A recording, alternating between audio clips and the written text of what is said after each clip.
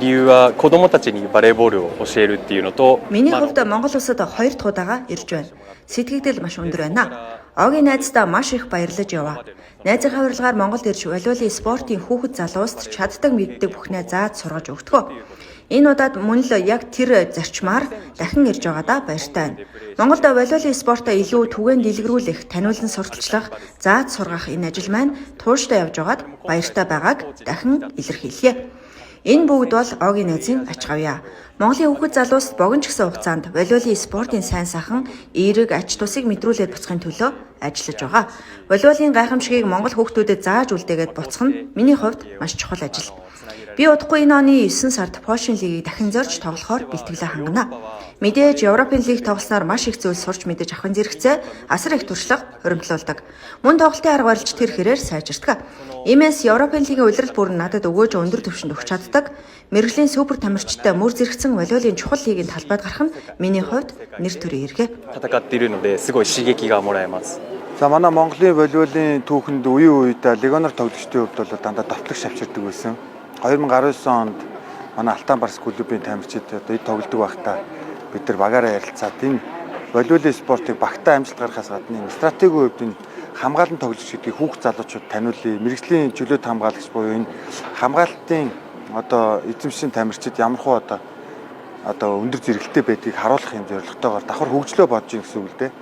Тэгээ энэ хүрээнд бол бид нар шилдэг тоглогч болгож чадсан. Тэгээд энэ тоглогч маань ирээд бид нар цаашд бол энэ тамирчнаас сурах юм бол маш их байгаа юм байна.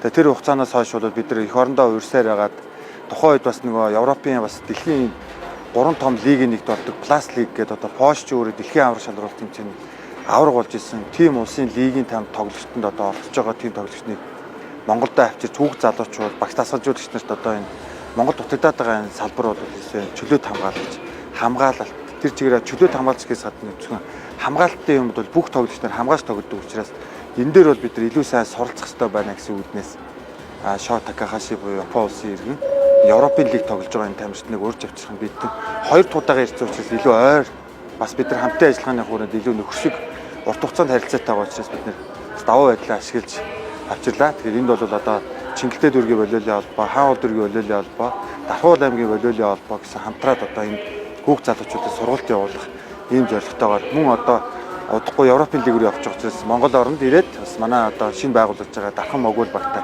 хамтарсан бэлтгэл хийх ийм зорилготой урьж авчираад байна.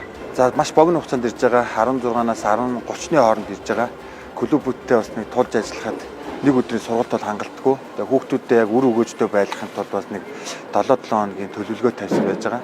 За энд бас суралцаад ирэх боломжтой хүүхдүүд байх юм бол бас хамрагдаж болно.